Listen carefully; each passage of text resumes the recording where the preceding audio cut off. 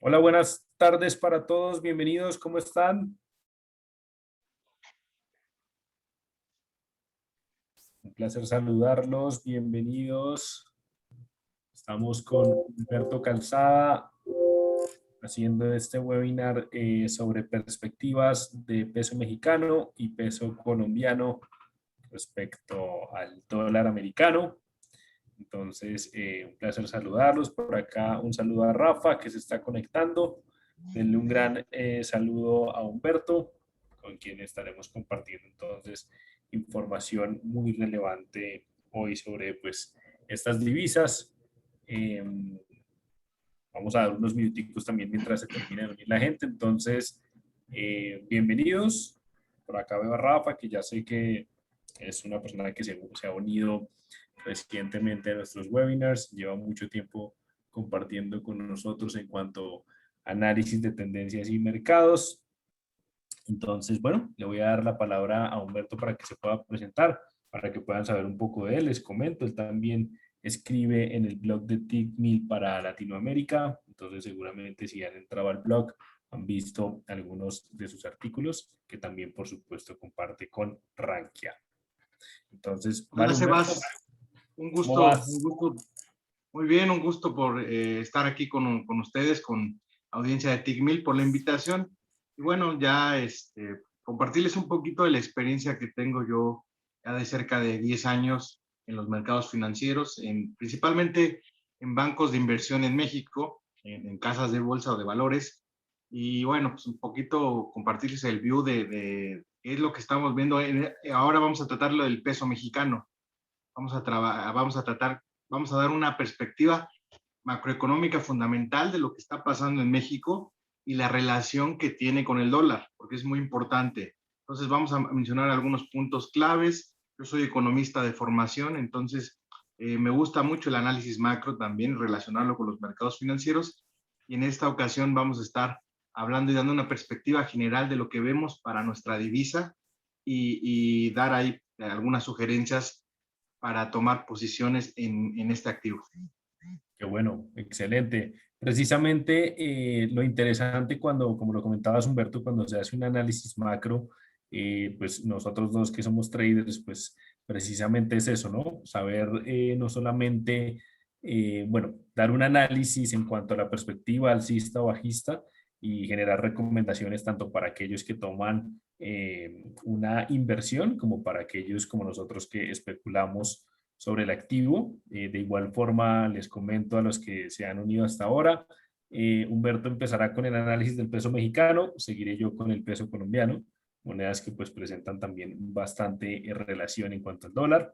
Estaremos hablando pues sobre todo de la liquidez que presentan. Sabemos que en TICMIL, por ejemplo, pues se puede operar el dólar contra el peso mexicano, pero no se puede operar el dólar contra peso colombiano, sencillamente porque pues tiene muy baja liquidez. Hay algunos brokers que sí la incluyen, pero pues bueno, realmente son muy pocos debido a la ausencia de liquidez del par dólar contra peso colombiano.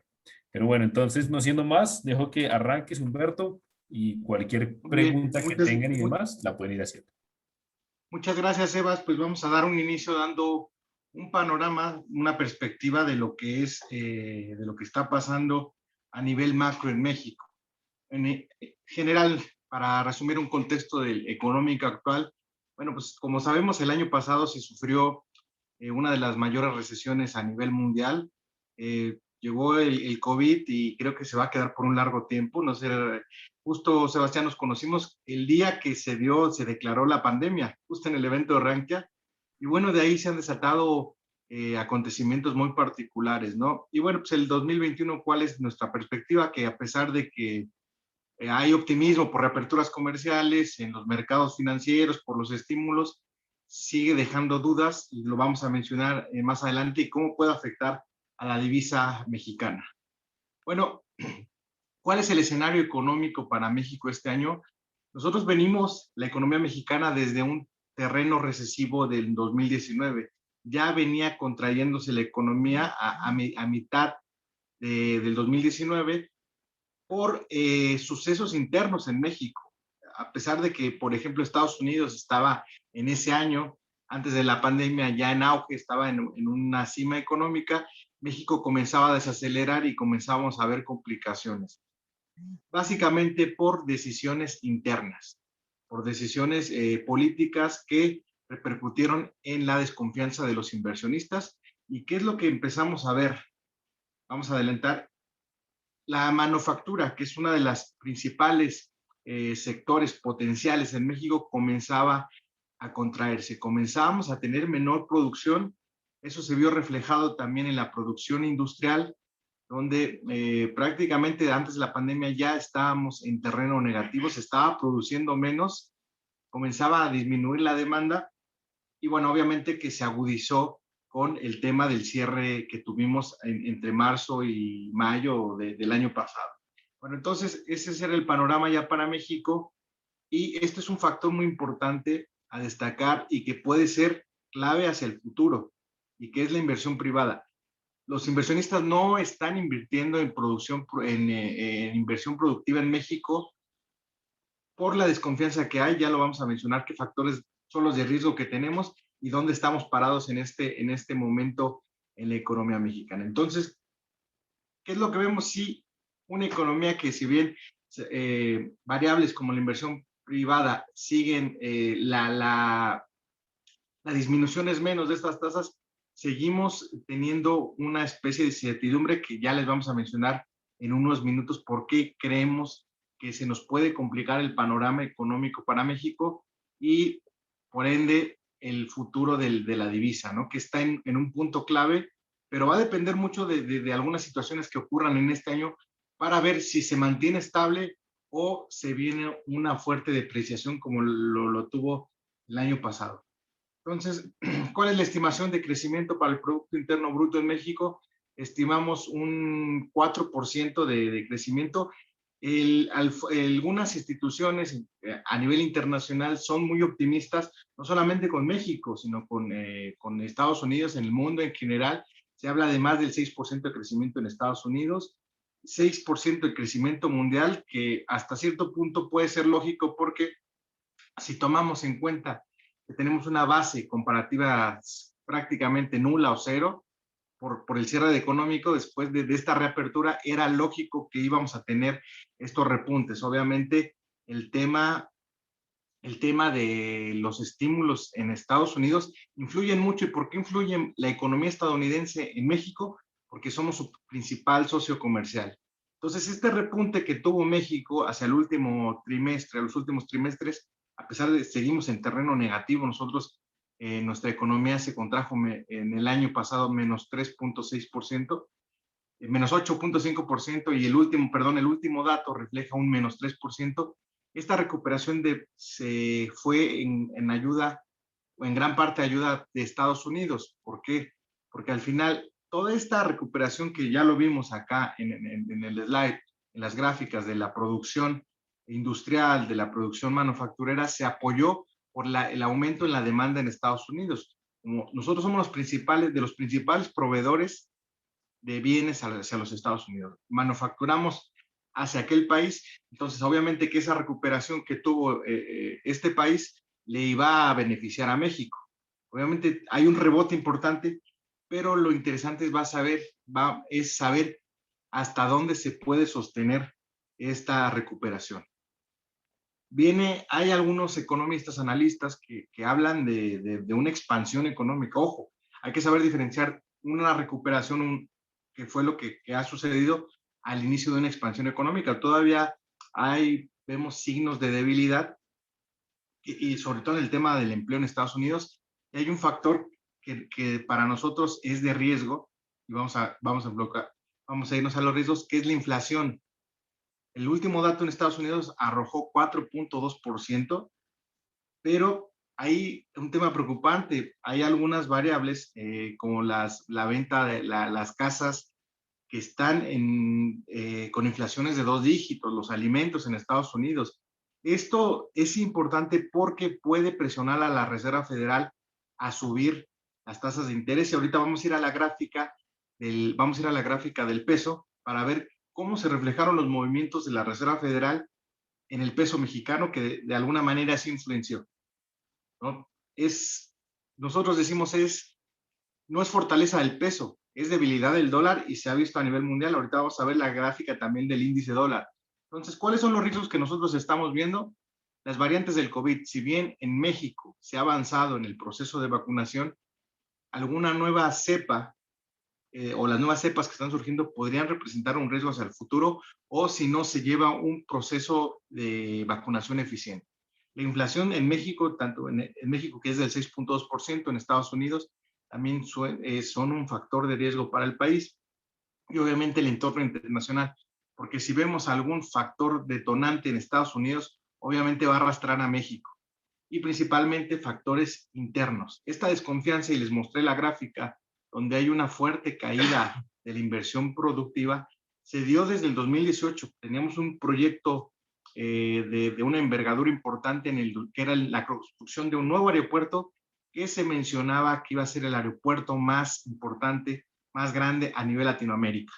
Entonces se canceló, el nuevo presidente, el actual presidente entró, se canceló este proyecto mediante una consulta popular. Eso no le gustó a los mercados y al menos la bolsa mexicana comenzó a reflejarlo. El mercado accionario tuvo una caída fuerte aunado a la guerra comercial en Estados Unidos con China en el 2018. Comenzamos a ver un descenso. Sí, ya inició un proceso de recuperación en marzo, contagiado obviamente por los mercados a nivel internacional, pero estos sucesos, algunas reformas que se pretenden hacer, sobre todo donde en sectores donde interviene la iniciativa privada, están dejando desconfianza entre los inversionistas. Entonces, ha salido mucha fuga, ha habido una fuga importante de capitales, la posición en bonos mexicanos ha reducido de manera importante. Entonces, este es un factor y a pesar de eso, no, el dólar sigue estable. ¿Pero por qué? Por la fortaleza de la Reserva Federal, ¿no? Todo este estímulo monetario que ha realizado la Reserva Federal ha ayudado al peso mexicano, eso es definitivo. Pero vamos a ver dónde estamos parados en este momento. Como bien sabemos, la Reserva Federal está en una postura dovish, una política monetaria laxa, donde se sigue imprimiendo dinero. Vimos ya el aumento de la hoja de balance, que está en máximos históricos, ya cerca de 8 billones de dólares. Siguen los estímulos fiscales y de alguna manera esa oferta de dólares sigue fortaleciendo el peso o de alguna manera teniéndolo estable. Pero ¿qué va a pasar si la Reserva Federal decide subir tasas? Es difícil y algunos analistas, la mayoría dicen no las va a subir hasta el 2022, pero ¿qué pasaría? Y ahorita vamos a la gráfica, en el caso de que se decida subir la tasa de interés en Estados Unidos, podríamos ver un repunte del dólar y de aquí me quiero ir a la gráfica, a ver si... no, a ver. ¿Ahí me escuchó? Te escucho perfecto. Mira, Creo que se dejó de compartir tu pantalla. Sí, no me salí de otra, pero les voy comentando. Bueno, estamos en un factor, en un punto clave para el peso mexicano. Estamos hablando de que trae un piso desde 2017. Este nivel es clave y es importante y hay algunos eventos internos que van a determinar el rumbo del peso mexicano, de la economía, y hay elecciones internas. Tenemos en el 6 de junio, el próximo 6 de junio, va a haber elección a gubernatura en México. Vamos a tener por ahí hay dos escenarios, pero creemos que ya están descontando uno. Actualmente está el partido Morena en el mandato, está a cargo el presidente actual del partido Morena, un partido de corte socialista, de corte de izquierda. Esto y las decisiones que se han tomado fueron uno de los factores con los cuales ahuyentaron a la inversión extranjera. Y no somos, yo soy apolítico, pero estoy dando mi comentario desde el punto de vista de mercado, lo que se ha reflejado en los números, esta fuerte fuga de capital que ha habido en México ha sido por estos factores, decisiones que se han tomado. ¿Qué va a pasar si siguen la mayoría en el Congreso el actual partido y se apuntalan algunas reformas que que en su naturaleza intentan frenar la participación de los inversionistas privados. Esto definitivamente detonaría en una fuga, en una masiva salida de capitales. Entonces, si comienzan a salir capitales, veríamos una fuerte presión sobre el peso mexicano, que si bien sigue al índice dólar, muchas veces está correlacionado, hay veces que esta correlación se pierde y el peso se ha depreciado por factores y por decisiones internas. Entonces, desde esa perspectiva, algunos analistas políticos o bueno, más bien, creen que ya el mercado descontó que Morena va a perder parte de los escaños en el Congreso. Entonces, eso favorecería de alguna manera la estabilidad del tipo de cambio, pero ¿qué va a pasar si sorpresivamente Morena arrasa y toma la mayoría en el Congreso? Esto va a ser importante porque sí veríamos una reacción bastante violenta por parte de los inversionistas y veríamos una fuerte subida en el tipo de cambio. No sé si me puedes ayudar para compartir otra vez la presentación o mi gráfico. Gracias. Ya me dices. Vale. Listo. Creo que ya. Ahí tenemos el gráfico. No sé si se puede ver ya. Listo, perfecto. Ahora sí se ve. Perfecto. Mira, vimos el año pasado, después de cierta estabilidad que tuvo el tipo de cambio prácticamente desde el 2017, tuvimos un periodo de lateralidad y fluctuando entre los 20, los 19 pesos al tipo de cambio. En febrero del año pasado, cuando se vino este tema de volatilidad de los mercados, llegamos a alcanzar los 25 pesos por dólar. Es difícil que volvamos a este nivel. Tendría que venir un suceso fuerte en los mercados a nivel internacional. Estamos hablando de una fuerte caída en los mercados accionarios, que se disparara de manera importante el índice de volatilidad.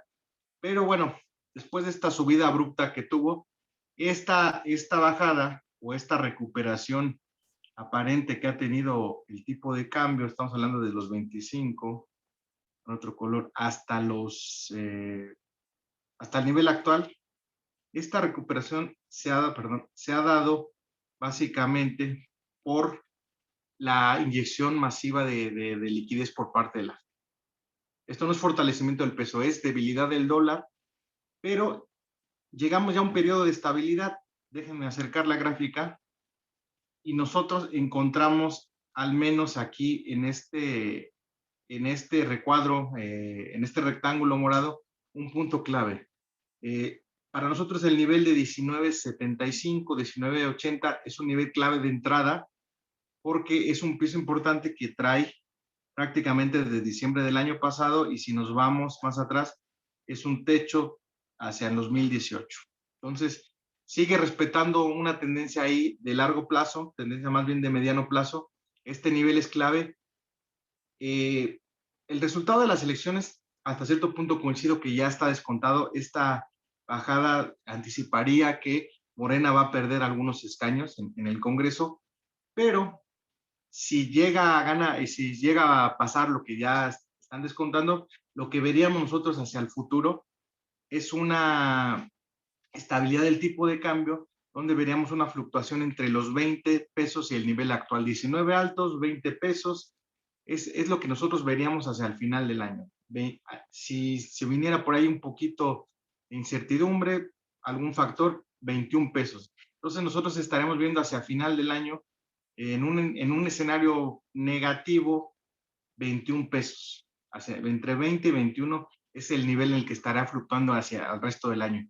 Sin embargo, si se viniera un evento que la FED decidiera de manera abrupta subir las tasas de interés, sí podríamos ver, o en el caso que te comento, que sorpresivamente Morena arrasara con la elección, podríamos ver nuevamente romper esta resistencia importante que ha tenido ahí en niveles entre 21.67, 22 pesos para impulsarse nuevamente a niveles de 25, pero solamente se daría esa posibilidad en el caso de ver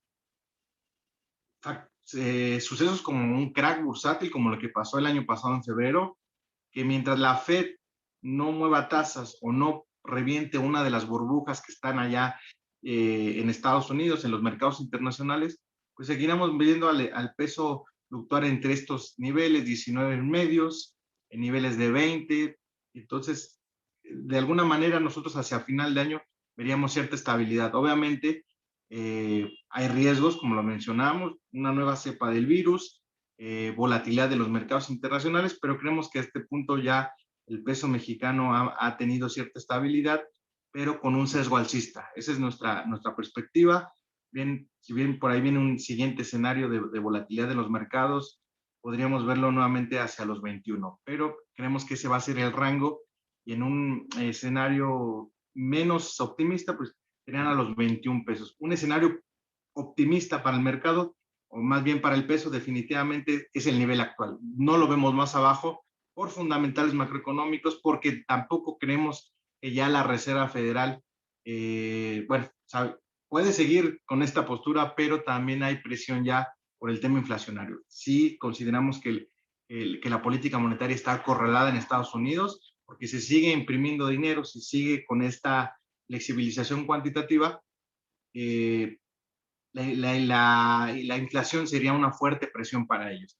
Entonces creemos que en un escenario donde siga por el mismo tenor, el mismo camino, este es el nivel actual del peso y en ese no veríamos mayor movimiento, pero desde nuestro punto de vista el sesgo es alcista. Ya ver abajo al peso abajo de los 18, 17 saltos, prácticamente desde nuestro punto de vista lo creemos imposible.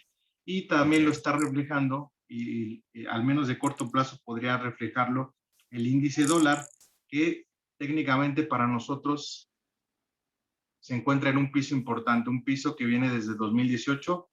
Esta zona de los 89 es clave, y este rebote también podría impulsar a la relación peso-dólar o dólar-peso. Entonces, pues esa es nuestra perspectiva, Sebas, para lo que es la moneda mexicana. Ok, perfecto, perfecto. Vale. ¿Puedes dejar de compartir entonces la pantalla, por favor? Sí, sí, con gusto. Un segundo. Listo.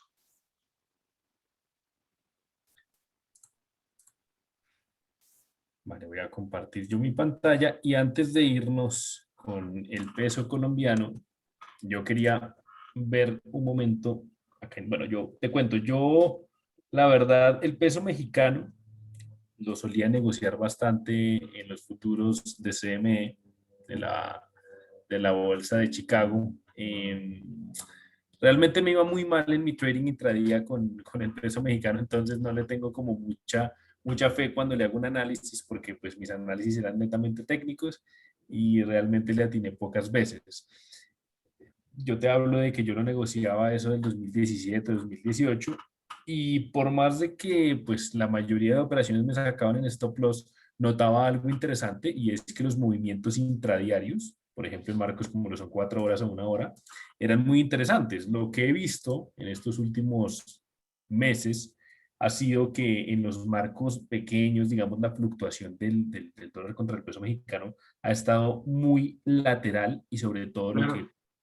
llamaríamos los traders técnicos muy sucio. Es un activo que realmente, por ejemplo, yo abro el marco de 1 hora y digo, bueno, no sé, desde mi perspectiva tal vez no me gustaría entrar a hacer trading en este activo. No, es bastante, como tú dices, muy sucia, es muy sucio el comportamiento de este activo y es impredecible. Exactamente.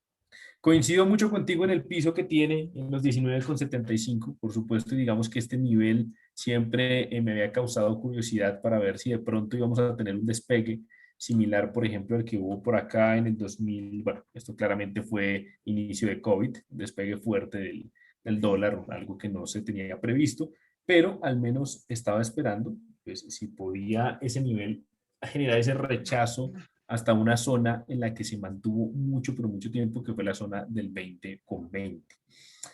Eh, no sé si de pronto tú, pues en esta temporalidad diaria, argumentarías, yo lo pensaría de la siguiente forma. Podemos estar viendo, no sé si de pronto esto vaya a influir en el análisis que acabas de hacer, pero pues podría ser entonces un posible hombro, cabeza, hombro, cuya línea clavicular estaría precisamente en el nivel que tú nos comentabas, en 19, bueno, la zona del 19,70 aproximadamente. Yo te pregunto, ¿crees, ya digamos basándonos en un escenario más de precio-acción, si cayera, si rompiera ese nivel del 19,70, podría haber un desarrollo importante de esa posible formación de hombro, cabeza, hombro en cuanto a finalización de lo que tú llamabas una tendencia a mediano plazo alcista?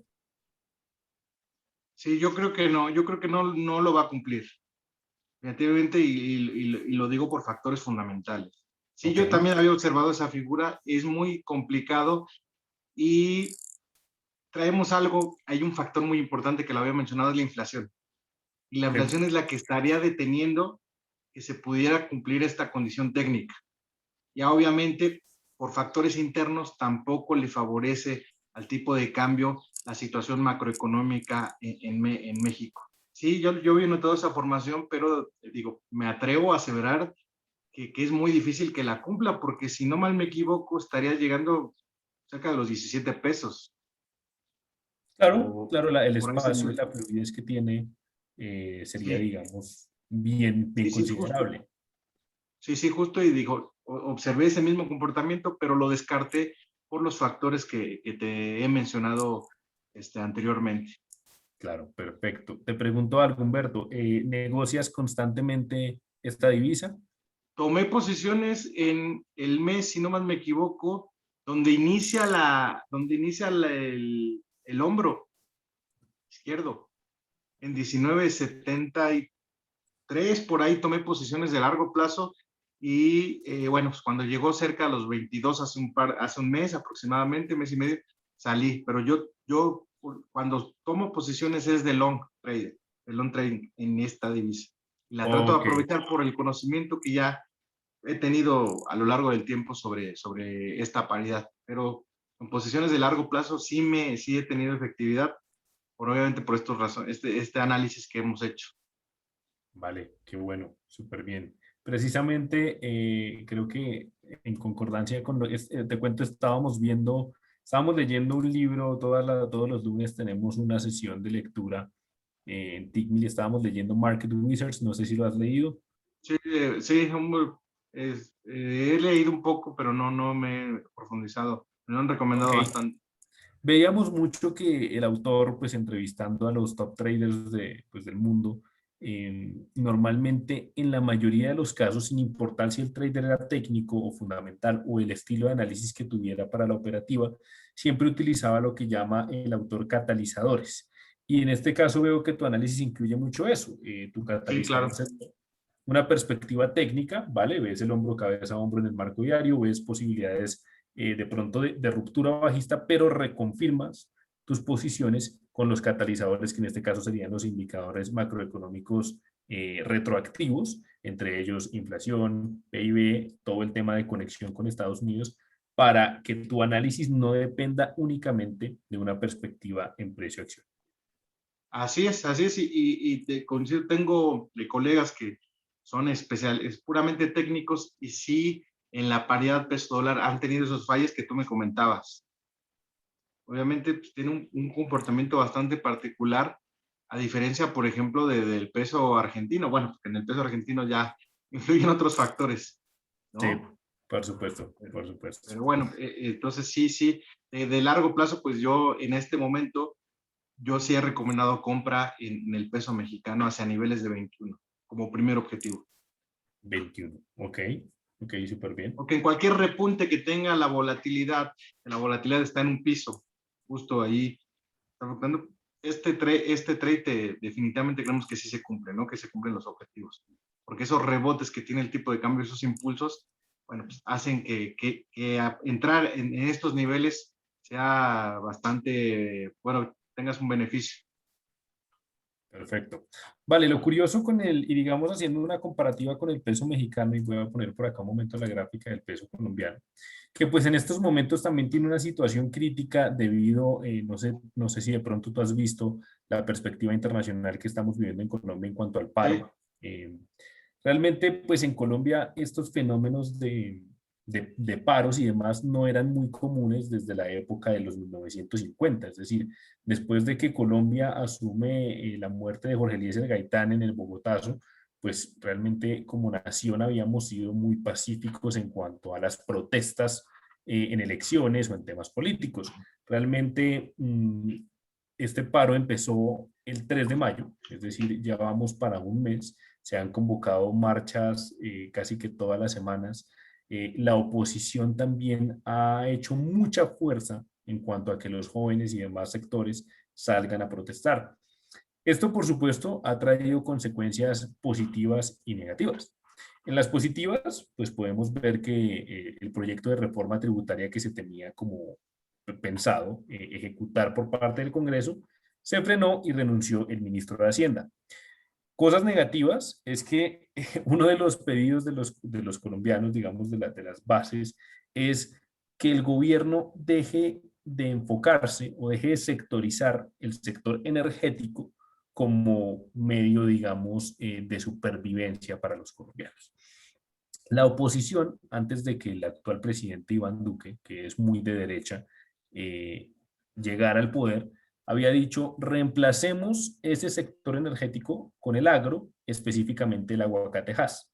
Y te cuento un poco, yo exporto aguacatejas a Europa y lo que no entienden de pronto un poco los colombianos es que no es simplemente que el gobierno quiera depender, en nuestro caso, del precio de referencia Brent, que es el que nos acoge, sino que también pues, ha sido, por supuesto, el principal factor de exportación durante los últimos años en Colombia. No, no se puede decir simplemente voy a alejarme del petróleo y voy a empezar a sacar aguacate para cambiar la economía. Entonces, es una transición que tomaría muchos, pero muchos años. Y uno de los pedidos de los colombianos es eso, no queremos depender más del petróleo porque las fluctuaciones del dólar, por supuesto, han afectado bastante a los importadores.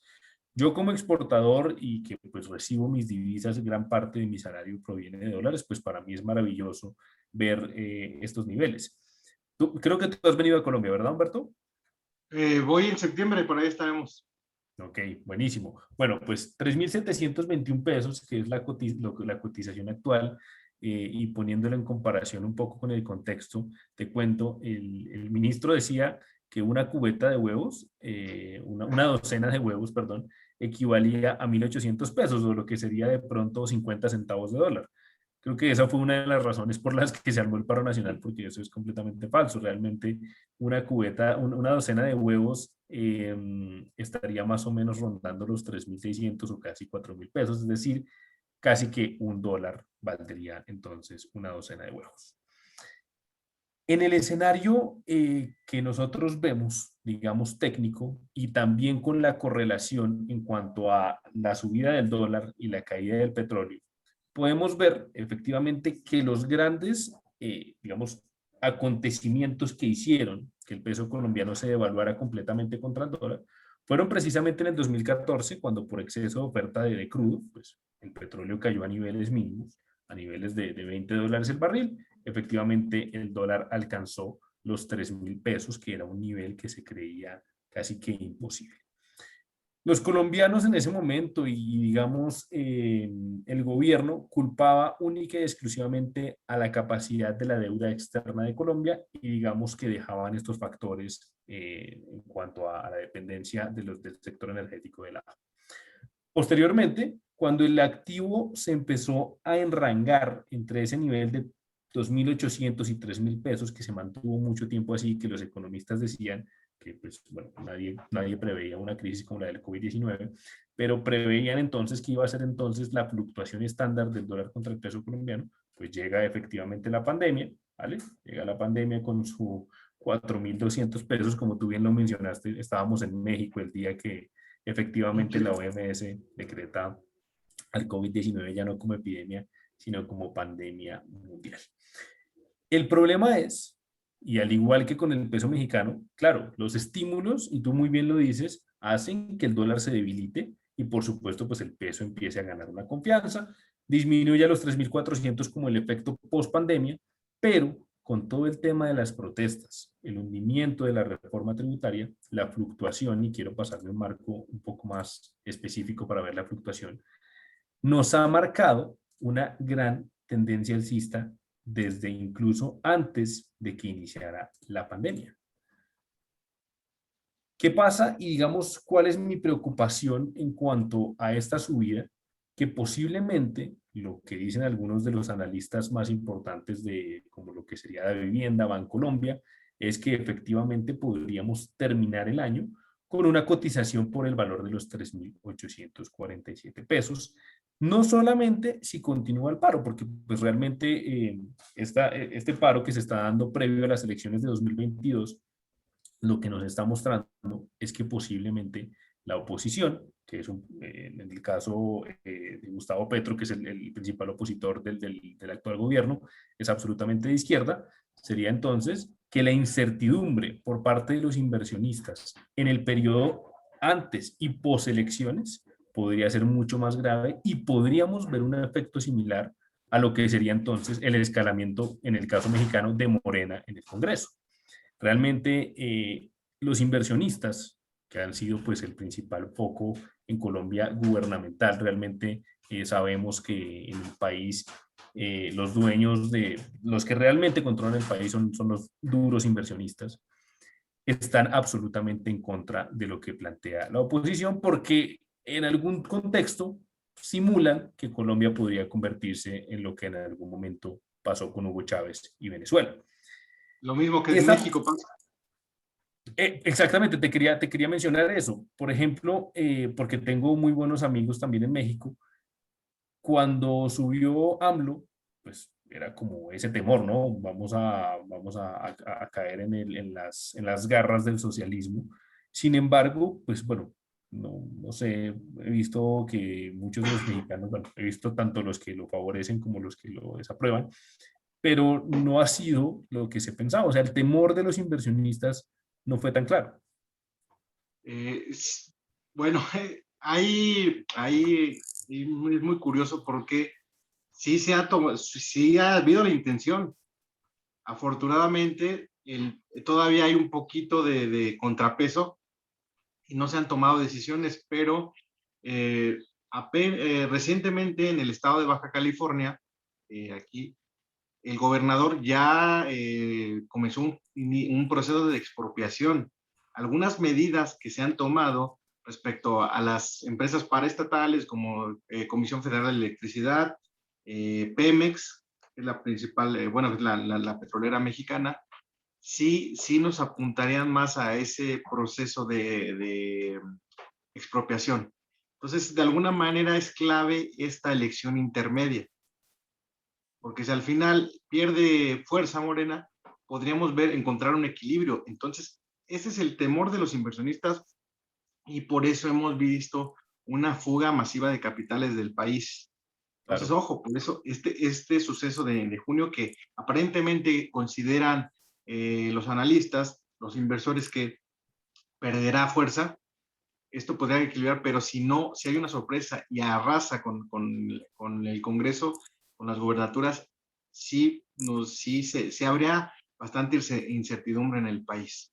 Entonces, una de las ventajas que tiene México es su relación con los Estados Unidos. Hay tratados con los que tiene firmados, como el Tratado de Libre Comercio, que sí le impedirían de alguna manera dar este giro, este golpe de timón en la estructura de la economía mexicana, del país. Entonces, sí es clave, pero sí ha tenido la intención el partido actual en el gobierno, incluso una propuesta para estatizar los fondos de pensión. Los fondos de pensión en México los administran empresas privadas, las AFORES.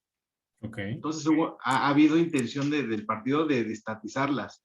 Y ahora, no, perdón, se me olvidó mencionarlo, pero el diciembre, el actual gobernador del Banco de México, que es el encargado de llevar al Banco Central, obviamente lo impuso el gobierno anterior, pues, lo que está pasando con Estados Unidos, se pagó el impuso a Trump, pero de un mensaje ahí el presidente López Obrador donde dice, el nuevo presidente tendrá conciencia social y economía moral. Eso es preocupante para los mercados porque se intentaría, o al menos esa es la lectura que le dan algunos analistas políticos, de que se le quite la autonomía al Banco de México, que Wow. se haya cambios en la Constitución, y esto podría implicar que las reservas internacionales que tiene México se utilicen para gasto social. Entonces, eso definitivamente sería un suceso que marcaría y sería definitivo para el rumbo de México. Entonces, por eso es clave esta elección y todo lo que viene hacia el futuro. Entonces, de alguna Vale. manera se ha frenado por el contrapeso que todavía hay, pero si vemos una sorpresa y arrasa Morena, ojo ahí con lo que viene hacia el futuro. Entonces, ese es el Ya. principal temor de la parte inversionista, de la parte mercado. Pero si encontramos ese equilibrio, bueno, podríamos ver hacia el futuro, hacia lo que resta del año, hacia el resto del mandato, cierta estabilidad, pero obviamente es algo que está ahí todavía en el tintero. Ok. Vale. Perfecto.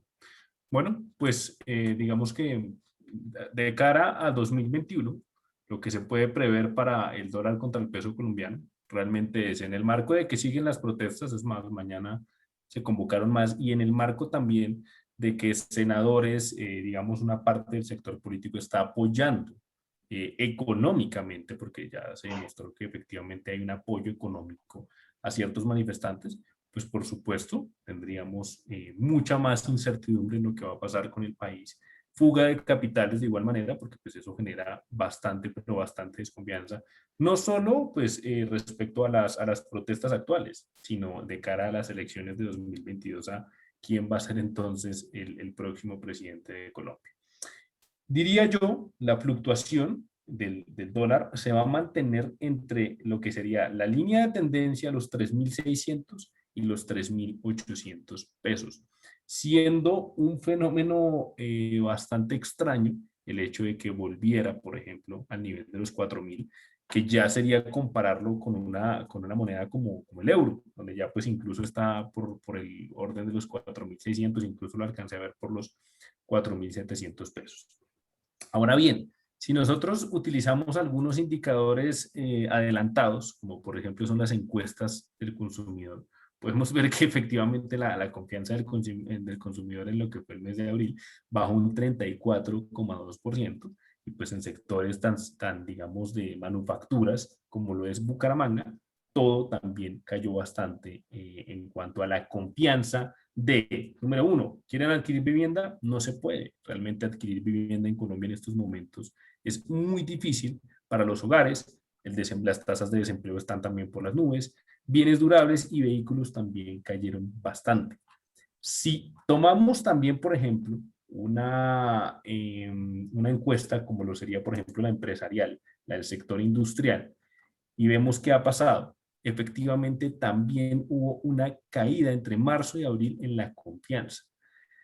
Todo este tema, pues, va a afectar directamente a lo que estamos viendo con la depreciación del peso colombiano, que parece no va a tener fin. Las tasas de interés que maneja actualmente el Banco de la República, que solamente sufrieron una modificación en un efecto post pandemia, parece que van a mantenerse de igual forma.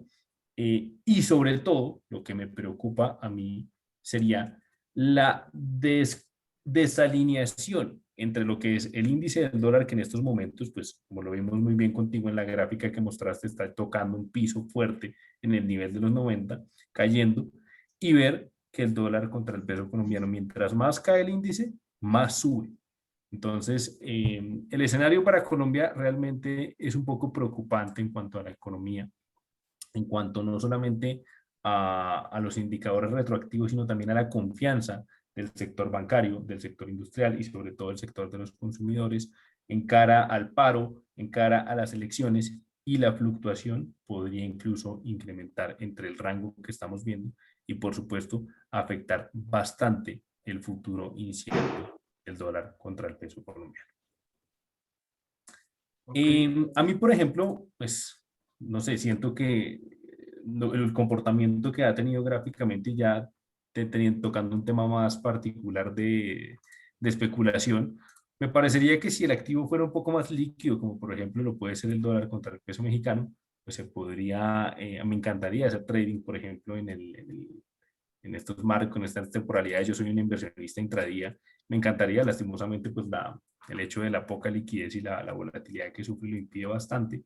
Pero a largo plazo, sí recomendaría también tomar posiciones largas en lo que sería el dólar, porque la depreciación, la debilidad del peso puede, y estoy muy convencido de que va a continuar, ¿vale? No creo que vaya a cesar y no creo que logremos cerrar el año por debajo de los 3.800 o 3.750 pesos. Es el análisis que tenemos de estas dos divisas, del peso colombiano y del peso mexicano. En estos minutos que nos quedan, invito a todos los participantes a que si tienen alguna duda, quieren preguntar algo, quieren aclarar, quieren hacer un comentario, lo hagan a través ya sea del chat o de la sección de preguntas y respuestas, para que tanto Humberto como yo podamos entonces reaccionar a esas dudas. Por ejemplo, Humberto, en los domingos que nosotros hacemos, yo doy un premercado semanal, una revisión general de divisas, índices y materias primas. Siempre vemos al dólar contra el peso colombiano. Y bueno, la mayoría de los asistentes me dicen, bueno, Sebastián, es que a mí sí me conviene que el dólar baje, ¿vale? Necesito ver al peso un poco fuerte, y la mayoría de veces, por más de que la semana empiece cayendo, al final de semana, el viernes, siempre termina. Es curioso porque revistas como Portafolio empiezan los martes con sus anuncios, dólar pierde fuerza, y los viernes casi siempre es dólar no solamente recuperó lo que perdió, sino que terminó por encima. Entonces, pues Sí. ya estos datos lo dejan a uno como un poco desconcertado en cuanto a la situación del país, y sobre todo lo que te comentaba en la desalineación entre el índice y el dólar contra el peso. Así es, digo, en este momento yo creo de la coyuntura es factores internos los que también han estado impulsando estos movimientos en el tipo de cambio en relación peso-dólar. Entonces, pero bueno, sí hay una fuerte correlación con el índice dólar, con el dólar a nivel mundial. Pero definitivamente hay, por ejemplo, sí me ha tocado ver últimamente que el índice dólar cae y el peso mexicano sube y ya se encuentra en un nivel clave. Si yo te dijera, yo a algunos clientes les he recomendado, ¿sabes qué? Toma posiciones. Oye, me quiero, incluso es un buen momento para hacer coberturas en el tipo de cambio, el peso. Entonces, claro. Hablaban algunos analistas el año pasado, eso sí fue muy extremo, que veían el dólar arriba de 30 pesos. Pero si no mal recuerdo, no recuerdo la temporalidad que hicimos, y había hoy un banderín que venía desde el 2014, creo, y se formaba y sí llegaba hacia los 30 pesos.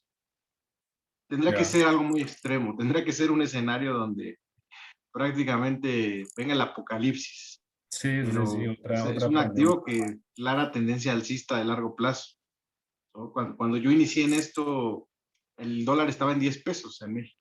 Me llama la atención, en Argentina, cuando yo me tocó la oportunidad de viajar en 2011, me daban 3 pesos por dólar en Argentina. Y ahora vemos los niveles actuales del peso. Entonces, es una característica en general de las economías en América Latina. Sí, efectivamente. Bueno, por acá Guillermo nos comenta, se ha dicho que la sobreproducción de dólares hecha por su gobierno norteamericano, ¿vale? En cuanto a los estímulos que se han brindado por todo esto de la pandemia, lo va a devaluar por superinflación. ¿Esta situación no favorecería al peso colombiano? Bueno, sí, efectivamente, Guillermo, lo que pasa es que en el análisis que estamos viendo, la situación interna del país Colombia es la que realmente ha afectado actualmente, ¿no? Hablando, digamos, de lo que sería marzo, abril y mayo, al tipo de cambio entre el dólar americano contra el peso colombiano. Ya en cuanto a factores internacionales, los factores que claramente, como lo mencionaba ahora Humberto, que también cobijan a Colombia en cuanto a la relación que tenemos, los tratados de libre comercio y, pues, por supuesto, la importancia de Estados Unidos en Colombia, podría afectar, pero hasta que internamente no haya una solución en cuanto a los problemas que afectan de cara a la economía y la situación política, sí podríamos estar viendo nuevamente al peso muy, pero muy devaluado. ¿Tú qué opinas, Humberto, de esta misma pregunta para el peso mexicano? ¿Me puedes leer, por favor? Claro, se ha Hablando. dicho que la sobreproducción de dólares hecha por su gobierno norteamericano lo va a devaluar por superinflación. Esta situación, en el caso, la pregunta inversa sería, ¿favorecería al peso mexicano? No, lo debilitaría. El tema, como lo mencioné al principio, un tema que es el factor de riesgo, pero y yo digo, también te lo pregunto y se lo he preguntado a colegas economistas, si no subo la tasa de interés como Reserva Federal, ¿qué otro mecanismo puedo utilizar para hacerlo? Entonces, definitivamente, pues sí estamos en un punto que si bien no viene un tema de devaluación en el caso del peso mexicano, ya no consideramos que se siga fortaleciendo o que se siga revaluando ante el dólar. Entonces, definitivamente, pues sí. Ya en el caso de México, te digo, vamos a encontrar ya un periodo de estabilidad, a no ser de que se venga este suceso de que la inflación de veras presione y comencemos un proceso fuerte de devaluación, en el caso o depreciación de la moneda mexicana, pero digo, hay dos escenarios y desde mi punto de vista. Uno es la estabilidad en el escenario positivo o definitivamente pues ya que se venga y en el caso de México si estamos hablando de una devaluación importante, consideramos que sí alcanzarían los 25 pesos por dólar, que estamos hablando de ya una situación extrema, pero digo, de alguna manera nosotros ya encontramos un punto de equilibrio. Entonces vamos a ver qué es lo que viene, pero hacia abajo definitivamente ya no veo al peso. No es posibilidad. Ok, Al dólar. perfecto. Creo que ahí también coincidimos con el dólar peso. Sí, perdón, Adiela, tenía el chat por acá en la pantalla. Porque bueno, digamos lo que se quería y lo que se esperaba luego de que empezaron a llegar las vacunas y demás, era poder ver al peso en el nivel de los 3.000, no, es que ni siquiera era los 3.000 pesos. Y podemos ver que no alcanzó a ubicarse por debajo de los 3.400, siendo que después de que vimos esos fuertes niveles de 4.000 que alcanzó, estas eran situaciones que se esperaban podían normalizar un poco más la economía. Pero lo preocupante acá es que el crecimiento se está dando sin un efecto tan potente como lo fue pues, en su momento la pandemia. Son efectos, claro, que pues, no se esperan, ¿vale? No se esperaba que la población se fuera a revelar por un mes cuando históricamente no duraba más de una semana, pero por supuesto está habiendo modificaciones y en concordancia con lo que estás diciendo del peso mexicano, tampoco espero que el peso colombiano pueda estar ubicándose por debajo de los 3.000. En dado caso de que se llegara a una estabilidad en la situación política del país, ¿cuál sería un escenario, Sebas, que fluctuara entre 3.600 y el nivel actual se lateralizara? Exactamente. O si regresara a niveles de 3.400, 3.200. ¿Cuál sería? ¿Crees que sería un lateral? Si se calmara la situación política, el problema es que tenemos de cara a las elecciones de 2022. Si estuviéramos en un periodo como, bueno, nos estuviéramos a 2, 3 años de las elecciones, creo que todo estaría bien, pero es que todas estas manifestaciones, digamos, están haciendo como favorabilidad de la oposición.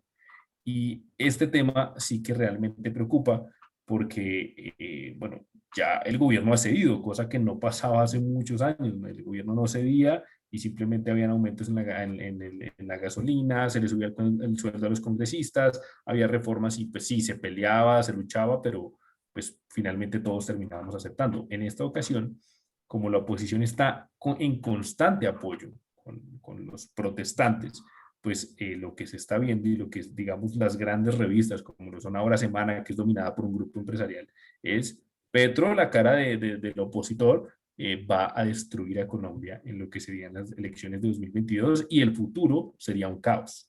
¿Vale? Eso es lo que piensa el sector empresarial. Entonces, por más de que se normalice, la incertidumbre de cara a las elecciones va a hacer que el peso continúe en su devaluación.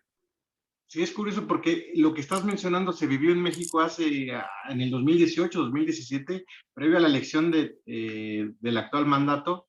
Justo lo que estás comentando era el mismo escenario que se estaba presentando en México. Es muy similar y llama la atención las características que tienen en común todas las economías a nivel Latinoamérica. Sí, exactamente. Por acá nos dice Guillermo Enrique, para el trade del par USD peso, el spread debe ser muy alto, ¿cierto? Sí, efectivamente, Guillermo, realmente son pocos los brokers que lo incluyen y efectivamente por su baja liquidez, pues por supuesto lo que hace el broker es aumentar el spread y por supuesto se podría considerar un par exótico debido a su baja liquidez, cosa que no ocurre tanto con el peso mexicano. Realmente por más de que presente spread, pues es un poco más normal a comparación del peso colombiano. Muy bien. ¿Vale? Pues si hay más preguntas las pueden ir haciendo. Vamos a ir ya finalizando entonces esta sesión. Espero que haya sido mucho de su agrado. A todos los participantes, muchas gracias por asistir. A ti también, Humberto, por No, habernos gracias por la acompañado. invitación. Espero podamos hacer otra de estas charlas. La estaremos programando, por supuesto. Excelente. Y no Recuerden, se olviden seguirnos en TICMIL. Ya nos hemos incorporado al equipo de análisis, dando ahí nuestras comentarios. Bastante, una pregunta ahí tienes bastante interesante. por acá dicen, aconsejan ahorrar en criptos. Bueno, es que realmente, Guillermo, esa respuesta ya sería que la interpretes netamente como una opinión, porque pues realmente el tema de las criptos es muy controversial. Habrá gente que la apoye. Yo, por ejemplo, apoyo algunas, no todas, algunas me parece que son inversiones. Bueno, ya en el tema de ahorros creo que deberíamos dedicarle una sesión completa a analizar el tema de las criptos para responder con más claridad tu pregunta. Y ya depende, pues obviamente, de que lo tomes netamente como una opinión. Yo diría que depende la criptomoneda que escojas. Es muy distinto a que inviertas en Bitcoin, a que ahorres en Dogecoin o en XRP, ¿vale? Pero pues bueno, eso depende también del analista al que le preguntes. Recuerden también que Humberto escribe en el blog de TICMIL Latam junto conmigo, entonces para que también estén pendientes de sus artículos y demás. Y bueno, nos volveremos a ver entonces en una próxima ocasión. Muchas gracias, Humberto. Gracias, Evas. Un saludo a todos. Cuídense mucho y nos vemos para los que quieran esta noche 7:30 en el webinar tradicional. Abrazo grande. Chao, chao.